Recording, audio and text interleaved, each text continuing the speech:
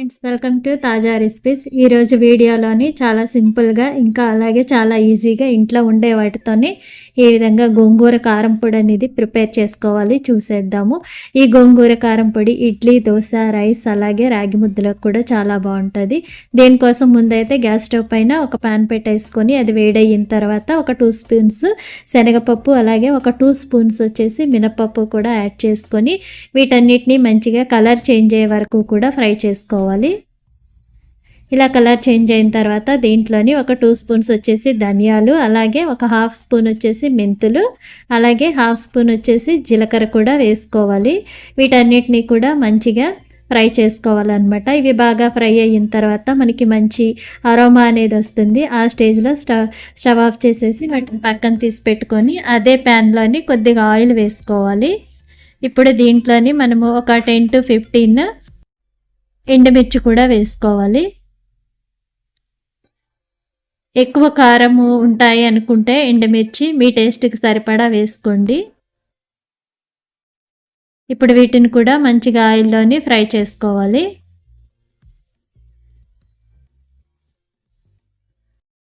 ఇలా ఫ్రై చేసుకొని వీటిని పక్కన తీసి పెట్టుకోవాలి. తర్వాత ఇదే ప్యాన్లోని కొద్దిగా ఆయిల్ వేసుకొని క్లీన్ చేసి పెట్టుకున్న గోంగూర కూడా వేసుకోవాలి. ఇక్కడ నేనైతే ఒక గోంగూర కట్టని బాగా ఒలిచేసుకొని ఆ ఆకులన్నిటినీ కూడా మంచిగా డ్రై అయ్యే వరకు కూడా ఫ్యాన్ కింద అయినా పెట్టేసుకోవచ్చు, మీకు ఎండలో అయినా కూడా పెట్టుకోవచ్చు. ఎక్కువ డ్రై అవనవసరం లేదు, కొద్దిగా తడారే వరకు కూడా పెట్టేస్తే సరిపోతుంది. దీంట్లోనే కొద్దిగా కరివేపాకు కూడా వేసుకోవాలి. కరివేపాకు కూడా వేసుకొని వీటన్నిటినీ కూడా మంచిగా ఫ్రై చేసుకోవాలి.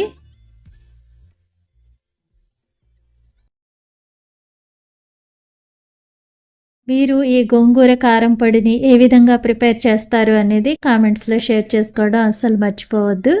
ఇలా ఫ్రై చేసుకున్న తర్వాత దీంట్లో కొద్దిగా చింతపండు కూడా వేసుకోవాలి.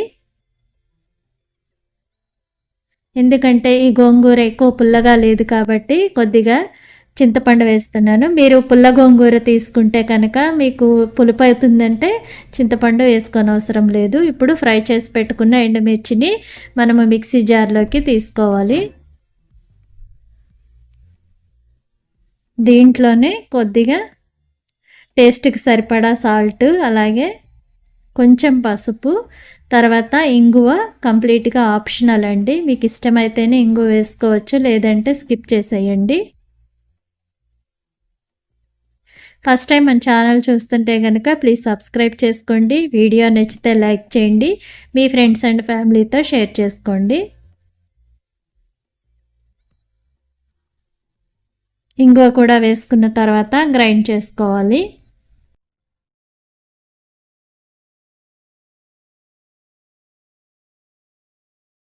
ఇప్పుడు గ్రైండ్ చేసుకున్న తర్వాత దీంట్లోని ముందుగా మనము ఫ్రై చేసి పెట్టుకున్న శనగపప్పు, మినప్పప్పు, ధనియాలు, మెంతులు, జీలకర్ర ఇవన్నీ ఉన్నాయి కదా, ఇవి కూడా యాడ్ చేసుకొని గ్రైండ్ చేసుకోవాలి.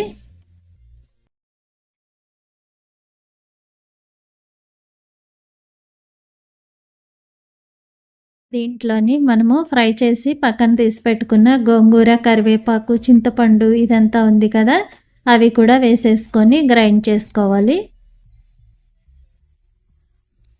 మన దగ్గర గోంగూర ఉంటే కనుక ఎప్పుడు కావాలన్నా సరే ఈ కారం పొడిని ఈజీగా ప్రిపేర్ చేసుకోవచ్చు.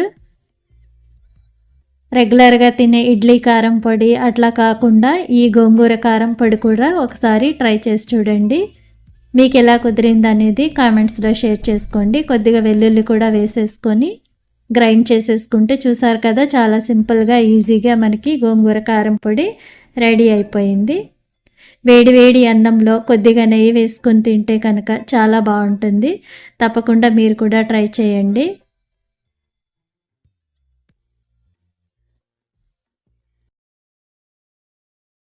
మీకు ఏదైనా రెసిపీ కావాలి అనుకుంటే అది కూడా కామెంట్స్లో షేర్ చేసుకోండి. వీడియో నచ్చితే లైక్ చేయడం మాత్రం అసలు మర్చిపోవద్దు. ఇప్పటి వరకు తాజా రెసిపీస్ని సపోర్ట్ చేసిన ప్రతి ఒక్కరికి కూడా థ్యాంక్ యూ సో మచ్. మీ అందరి సపోర్ట్ ఎప్పుడు ఇలాగే ఉండాలని కోరుకుంటున్నాను. Thank you for watching. Bye bye.